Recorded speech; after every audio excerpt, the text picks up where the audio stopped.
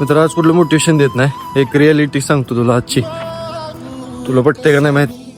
मित्र काल वसुबारत झाली, जवळजवळ दिवाळी सुरुवातच झाल्यागत असतं आणि दिवाळी आता एका दिवसावर राहिलेले. पण काय पण म्हण, जसं जसं मोठं होतोय ना तसं तसं दिवाळीमध्ये इंटरेस्ट उडायला लागलाय. दिवाळीमध्ये इच्छाच राहिलेली नाही, पहिल्यासारखं काय राहिलेलंच नाही.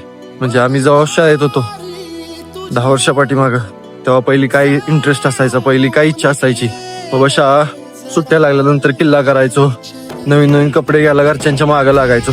पण आत्ताच्या पोरांमध्ये काय तेवढा इंटरेस्ट पण दिसत नाही आणि काय पोरं किल्ला पण करत नाहीत. लहान लहान पोरांना काही इंटरेस्टच राहिलेला नाही त्याच्यामध्ये. पहिले पैसे नसायचे, कपडे घ्यायला घरच्यांच्या मागं लागायला लागायचं.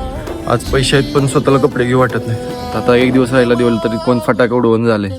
आणि पहिल्या वेळी जी घरचे कपडे घ्यायचे, वडील कपडे घ्यायचे, 200-300 रुपयाचा का ड्रेस असा ना, पण त्यात जी मजा असायची ती आता 1000 रुपयाचा जरी ड्रेस घेतला स्वतःला 2000चा तरी काही इंटरेस्ट येईना.